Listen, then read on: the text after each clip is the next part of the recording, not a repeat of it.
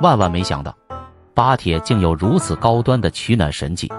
为了让老巴兄弟都能温暖地度过寒冬，这家位于白沙瓦的简陋小作坊，便利用当地便宜的优质不锈钢，生产起了性价比超高的燃气取暖炉。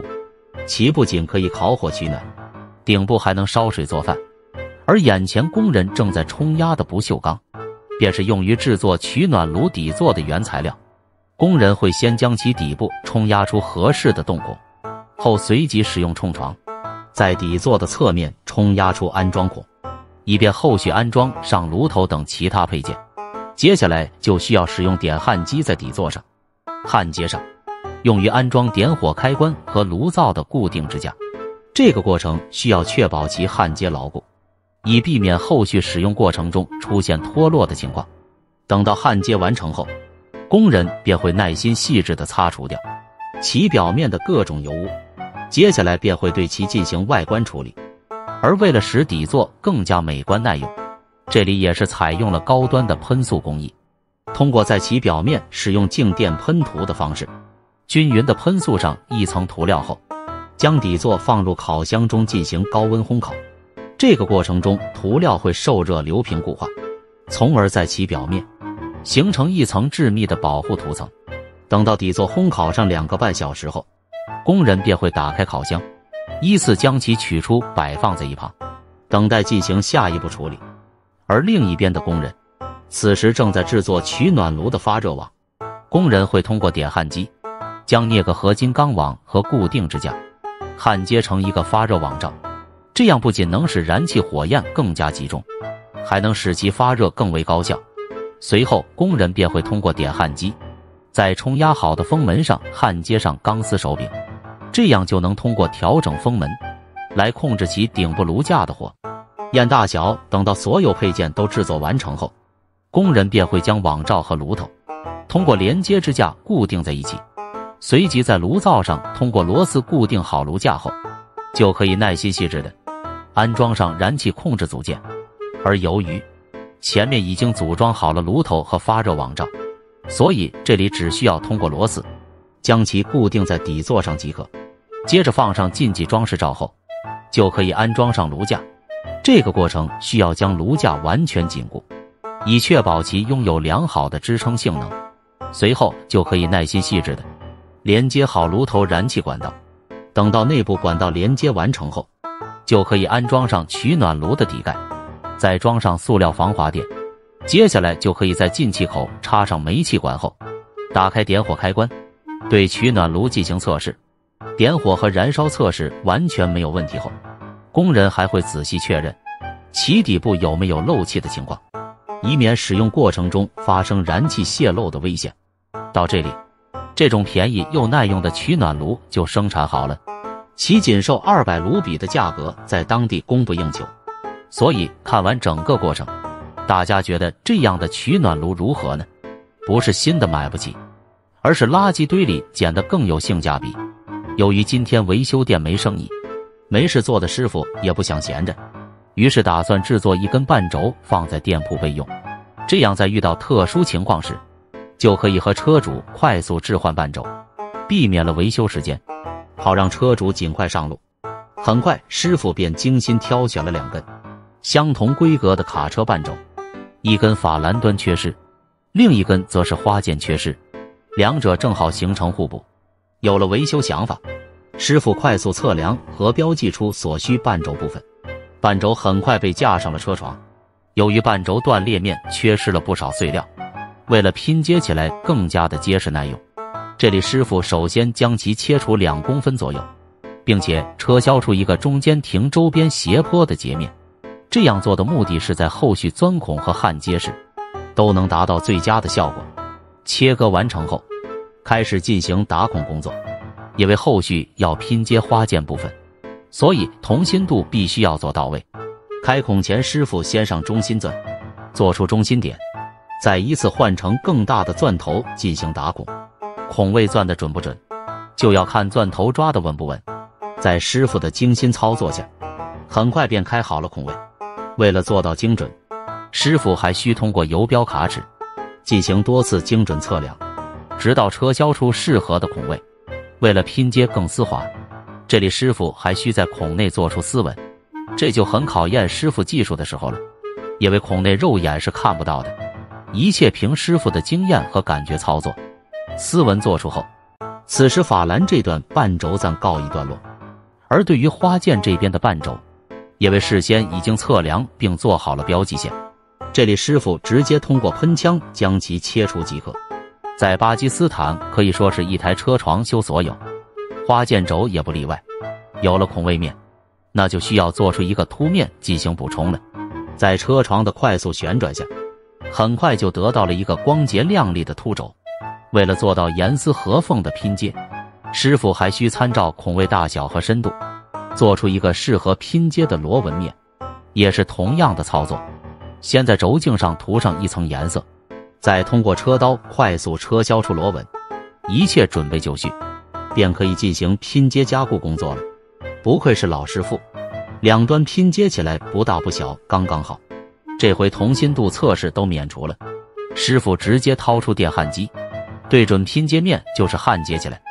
可以看到，这焊接坡口也是做的恰到好处，刚好足够一根焊条插入焊接，在稳固拼接的前提下，还能大大减少了焊条。焊接完成后，再把拼接处车削和打磨平整。而为了卖上更好的价钱，师傅一并把其他部位也做了处理。就这样，一根8成新的拼接半轴横空出世，即将等待下一位有缘人的到来。车桥断了不用慌，巴铁师傅保平安。这辆大货车因为严重超载，大腿一样粗的中桥直接断成2截。一般这种情况多半是要叫拖车，再等个3、5天才能修好。然而巴铁师傅只需要2个小时，就能让货车重新上路。这对于时间就是金钱的货车司机来说，绝对是福音了。为了让司机尽快上路，成功拆卸下桥轴后，师傅先将两端尝试拼接回位，用粉笔画出裂缝处对位线，并且沿着画线处凿出标记线。这样做的目的是在后续拼接时，能够根据标记线快速找准车轴拼接位，并按照原位拼回，也就避免了拆卸车桥附件的步骤。有了清晰的维修思路，桥轴很快被架上了车床。快速通过划针调整好同轴度后，为了方便后续拼接工作，师傅首先将桥轴截面车削平整。然而面对这么粗大的桥轴，直接焊接拼接显然是不可取的，而最为直接有效的方法，便是在桥轴中间添加一段钢轴，作为辅助连接两端。桥轴截面车削平整后，便可以进行打孔工作。为了防止跳钻，师傅先上小钻头钻出小孔位，再依次换成更大的钻头进行孔位扩大。孔位打得准不准，就看师傅左手抓得稳不稳。即便面对这么粗大的撬轴，依然不需要借助冷却液，就是这么任性。打孔完成后，由于后续要通过焊接方式加固，而平整的截面并不适合焊接，所以这里师傅会提前撤销出一个斜坡口。此时师傅取来一根废弃钢轴，尝试将钢轴敲入孔位。因为是提前测量好的原因，很快就将钢轴完美套上了。换上另一端桥轴，由于这端的桥轴比较笨拙，这里就需要一个中心架进行辅助了。也是同样的操作，通过车刀快速磨平截面，并进行打孔工作。孔位做出后，再次将钢轴敲入孔位内，这时候便可以进行拼接工作了。因为事先测量并做出了标记线，这时候只需要将桥轴两端按标记线对位拼接即可。一切准备就绪，师傅掏出珍藏已久的17018焊条，对准拼接口就是焊接起来。作为老牌8级钳工的师傅，焊接技术自然不用猜疑，唯一的缺点就是有点费焊条。师傅通过缓慢旋转桥轴一圈圈焊接，直到满焊即可。至此，整根桥轴便修复完成。为了让司机尽快到达目的地，几名师傅快速将桥轴运回现场。因为附件没有拆卸的原因，师傅们默契配合，分工明确，很快就将桥轴组装回位。仅仅2个多小时，货车便成功上路了。眼前这根货车前桥在没坏之前它是好的，只因车主超载，轴头立销套严重破损，这种情况维修起来就相对困难。车主寻找了多家维修店，无人敢接，最终以2500卢比的报价来到了白沙瓦内街这家零差评老牌修理店，来看看它的修复方法能不能得到你的认可。由于套管被羊角拉扯，已经严重裂开，想要将其恢复原位，硬敲肯定是不行的。于是师傅取来喷枪，先将套管烧制通红，其目的是软化套管材料，防止在复原12次破裂。为了保证复原后得到原有的轴劲，师傅会先把立销插上，再通过锤子敲打将其回位。对于脱离的半边碎片，师傅则是重新拼接回去，但为了使其拼接得更加的严丝合缝，在拼接前，师傅通过砂轮机打磨去上面的碎料，打磨完成后盖上碎片，这时候便可以进行焊接加固。对于8级钳工的师傅来说，这点焊接自然毋庸置疑，哪里出现裂缝焊哪里，直到满焊为止。此时碎了一地的前桥轴筒，在师傅的细心操作下一点点恢复。可以看到拼接完成后的套管内部仍然有裂痕状态，不过师傅表示不要紧，后期只要稍微修复就能够安心上路。为了外表更加的美观，将上面的焊巴打磨平整，就可以进行下一步操作。而此时的套管已经可以完整的插上立销，来回抽动。不过前桥不仅要承受车身重量，还起到货车转向传递作用，其强度还远远达不到所需要求。为了进一步加强修复，师傅决定将立销套管孔位扩大，再从中间加上一个铁套。但是想要将整根前桥架上车床，又是一大难题。于是乎，师傅想到了一个好方法，那便是给前桥焊接上一根螺纹钢，并且底部添加一个小轮子。而前桥另一端，师傅则是焊上一块铁板作为支撑，放置在车刀架上，这样前桥就可以和整个车床保持平行移动了。不愧是把车床玩到极致的男人，一个看似简单，实则脑洞大开的想法就轻松解决了关键问题。对于车床，找盘师傅则是巧妙地插上一根膛杆，可以看到膛杆上正好有适合放置车刀的孔洞，这样在车床的旋转下，就可以顺利地对轴头套管进行扩大洗削了。看到这里，不得不佩服巴铁师傅的脑洞，车床瞬间变细床，怪不得他敢收2500卢比。孔位完成扩大后，这时候便可以制作铁套。师傅通过游标卡尺精确测量出孔径大小后，决定利用一根废弃车轴制作铁套。在巴基斯坦万物皆可车，这根废弃轴也逃脱不了被架上车床的命运。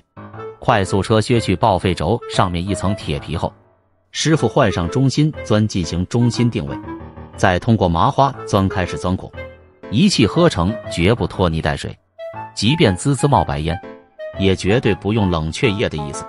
钻孔完成后，此时便可以换上车道扩大孔位了。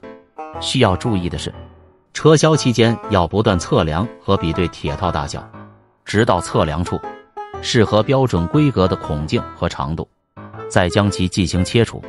此时一个完美的铁套就加工完成，将原来焊接在前桥上的铁板和螺纹钢拆除，便可以进行组装工作。最后将刚刚加工完成的铁套敲入立销套管内，这样就形成了一个双套轴头。在后续使用中，可以很好的减少立销与轴头的摩擦力，增强其耐用性。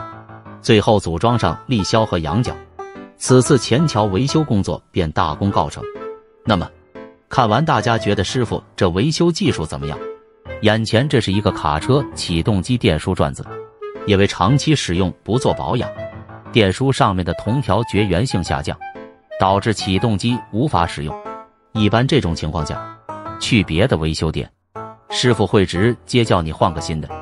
而今天巴铁老师傅即将给我们展示他的维修全过程，而且价格还不贵，2000卢比就能修得跟新的一样。师傅将电梳转子上面的铝成功加热流失后，这时候就可以很好的对铜条引线进行拆卸了。而也是加热的原因，铜条实现了退火，师傅只需一把螺丝扳手，一撬一个准，还能保证铜条引线不断裂。方法用得好，事半功倍，很快就把换向器拆卸下来了。不过想要维修好电束转子，还是需要把整个线圈完全拆卸，这时候就不得不重新进行加热退火处理了。只见师傅先在地面放上一些破衣物和纸箱，在上面淋上一点汽油，就可以将电束转子放上去加热了。为了确保转子能够受热均匀，师傅还特意添加了一些木块。加热完成后，再把上面的杂质清理干净，此时原本乌黑的铜线瞬间恢复到原有的色泽。等到其自然晾干后，就可以把线圈敲除拆卸出来了。可以看到，整组线圈除了被烧到的地方是铜色，其他地方还都是黑色的。为了彻底清除去铜线上面的杂质，师傅把它们捆成一堆，再通过喷枪进行加热处理。加热完成后，再次放入稀硫酸中进行清洗工作，快速分解去铜线上面的氧化铜。这个过程看似简单，其实一点也不难，只需要简单清洗几遍，铜线就恢复到原有的色泽。虽然还有点小瑕疵，不过师傅表示一点也不受影响，因为后续还要进行打磨工作。对于变形的铜线，另一名老师傅则是一点点将其敲打回位，因为后续还要进行组装回去。铜线要保持笔直的同时，也要打磨平整光滑，正所谓磨刀不误砍柴工。这个过程师傅也是小心翼翼，只有前面的工作做到位，那么后续组装才会更加得心应手。对于电梳转子外观，师傅也只需简单的打磨一圈，就可以进入组装工作了。因为此次起动机损坏的原因正是绝缘丧失，再加上火烧过的原因，原有的绝缘胶肯定是不能再使用了。为此，师傅专门给它更换上了新绝缘胶。铜线也是如此，每一条都需要重新套上新的绝缘胶圈。工作看似复杂繁琐，不过师傅却是乐在其中，因为师傅就是专门维修起动机的，每年经过他手维修的起动机数不胜数。但也正是因为热爱，师傅才能一直坚持数十年，白了胡子花了眼睛，却始终10年如一日。每一条铜线的绝缘工作必须做到位。师傅把绝缘纸卷成2个套环形状，再一次放入转子中，对于长出来的部分则是将其裁剪平整，这时候就可以将铜线组装回位了。铜线组装完成后，因为还需要将引脚装回换向器，为了后续方便对准卡扣，这里师傅就先行将铜线掰向一侧。铜线分为里外2层，2层的方向正好相反。师傅也是得心应手，只需要大拇指轻轻一按就完成了。最后在中心轴上套上一层绝缘纸，再把原来的换向器组装回来，这时候就可以进行引脚组装回位了。师傅依次将铜线引脚掰弯，再通过撬棍一点点敲打。回位过程看起来很简单，其实只要细心操作就可以了。正所谓慢工出细活，师傅却是活细也不慢。为了确保每根引脚都能够做到相互绝缘，这里师傅会依次为它们包上绝缘纸，并且在上面围上一圈绝缘纸，用作隔绝里层引脚和外层引脚。对于外层引脚也是如此操作，全部按压回位后，就可以将其进行加固。不过在固定前，师傅还需通上电进行性能检测工作。由于工具简单，没有电烙机，这里师傅只能通过加热铁块，再通过高温融化铝条，一点点将其进行焊接加固。虽然工具简单，但这样看起来还是相对可靠的。焊接完成后，来到最后的绝缘工作。可以说，后续起动机耐不耐用就看这里了。师傅会在电梳转子2头裸露的铜线部分先包上层绝缘布，再用尼龙细线一圈圈将其围绕起来，以做到绝缘效果。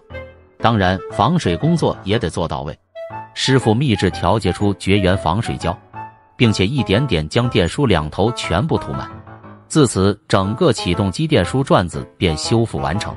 看完大家觉得师傅这维修技术怎么样？